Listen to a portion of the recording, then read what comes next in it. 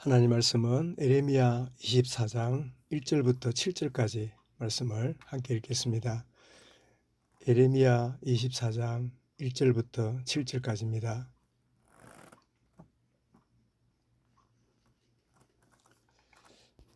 에레미야 24장 1절부터 7절까지 1절부터 읽겠습니다.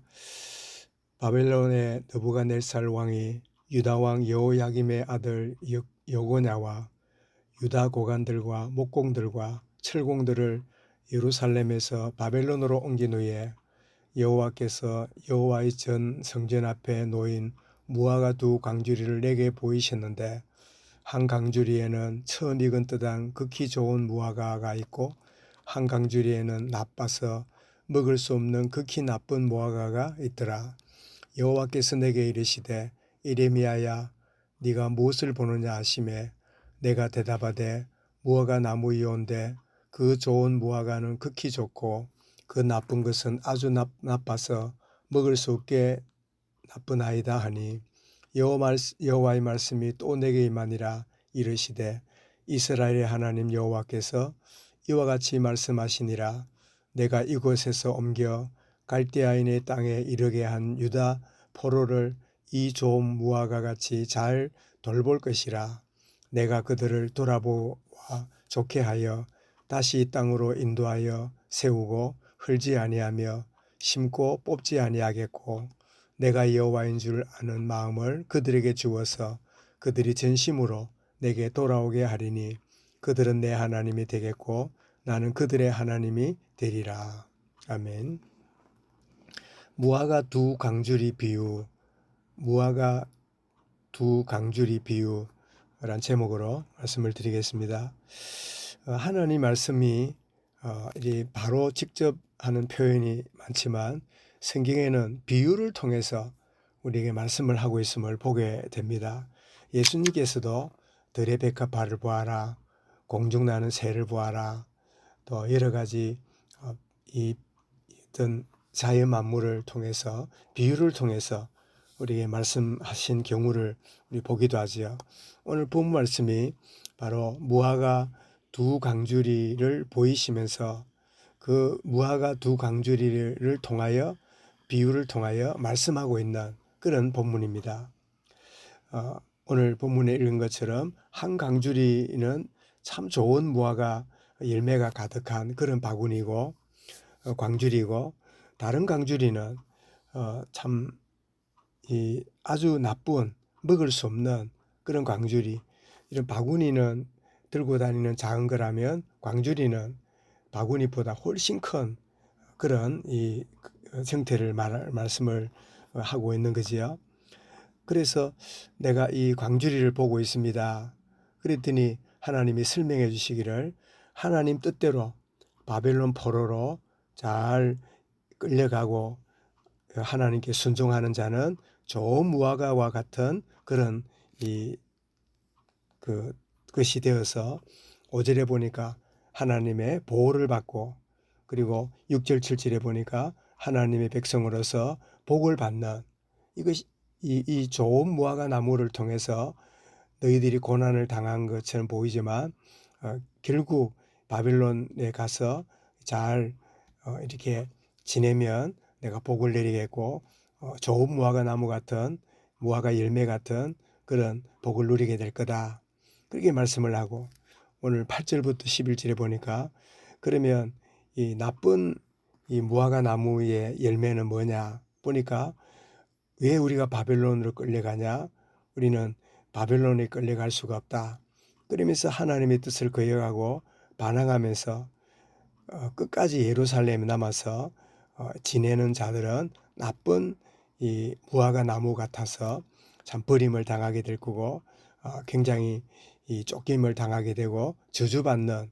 전염병에 일어나고 막 이런 고통을 겪는 이런 일이 벌어지게 되는, 그래서 두 무화과 광주리를 보여주시면서 좋은 무화과 광주리는 바벨론 포로로 순수히 잘 끌려가서 지내면 하나님의 보호와 또 백성으로 복을 받지만, 거역하고 예루살렘 남거나 막 반항하는 자들은 나쁜 무화과 나무 같은 그런 상황이 되어짐을 비유를 통해 말씀하는.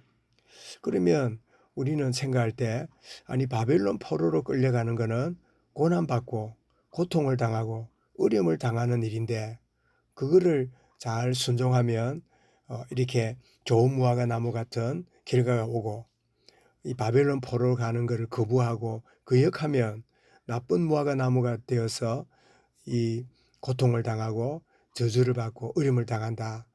이게 일반적으로 좀 이해가 안 되는.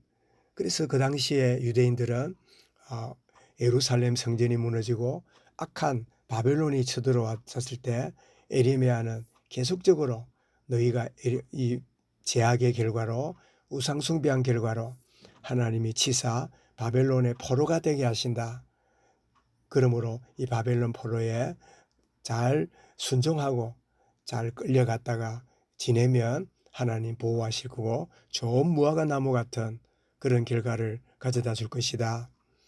그런데 이 받아들이지 않고 거역한다면 더 큰 어려움과 괴로움을 당하는 그런 일이 진행될 것이다. 이렇게 말씀하고 있는데 그렇다면 오늘 본문이 가져다 주는 중요한 교훈은 찾아오는 고난을 피하려 하지 말고 찾아오는 고난을 회피하지 말고 찾아오는 고난이 분명한 하나님의 이유가 있고 또 무언가 더 지금은 내가 깨닫지 못하지만 더 숨은 계획이 있다는 사실을 하나님이 하시는 일을 받아들이고 온전히 참 하나님 내가 이 받아들이는 것이 감정적으로나 이런 것들이 마음에 편치 않지만 하나님이 하시는 일을 내가 기꺼이 수용하고 순종하겠습니다.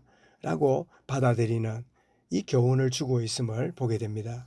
그래서 우리가 고난의 의미를 이 시편 119편 71절에 보면 고난 당하는 것이 내게 유익이라 이로 말미암아 하나님 말씀을 배우게 되었나이다. 다시 말하면 하나님의 깊은 마음을 하나님의 진정한 마음을 하나님의 사랑의 마음을 내가 깨달았습니다. 이 고난이라는 거 우리는 고난 없이 어려움 없이 지내는 것이 내가 원하는 거고 하나님의 뜻이 아니겠는가. 하나님이 형통을 주시는 것만이 하나님 뜻이 아니겠는가. 일반적으로 그런 생각을 하고 살아가지만 오늘 본문에서는 참 하나님이 허락하신 이 고난을 기꺼이 받아들이고 참 온전히 순종의 걸음으로 걸어가는 것은 뭐냐. 무화과 두 강주리 가운데 좋은 무화과 강주리 같은 그런 열매 같은 모습이지만 거역하고 도피하고 회피하고 거부하고 반항한다면 나쁜 무화과 나무 같아서 열매 같아서 참 쓸모가 없는 그런 것이 되어지는.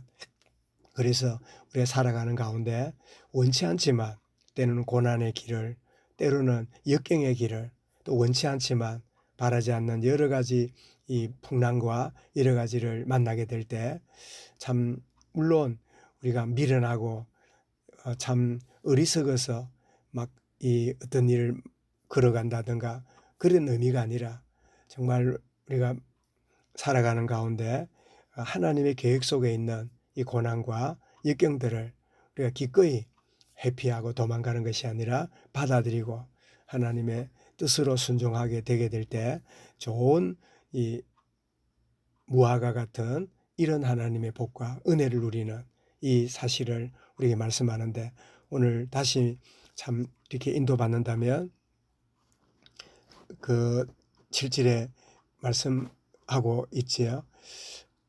내가 여호와인 줄을 아는 마음을 그들에게 주어서 그들이 진심으로 내게 돌아오게 하리니 그들은 내 백성이 되겠고 나는 그들의 하나님이 되리라.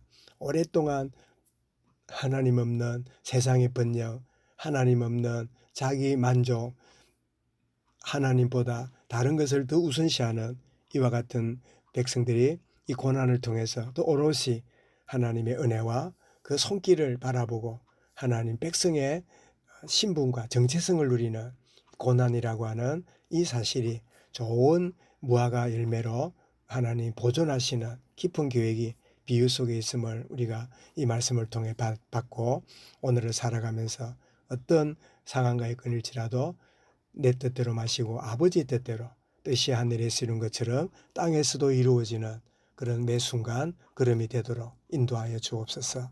이 말씀을 마음에 담고 우리 개인적으로 기도하겠습니다.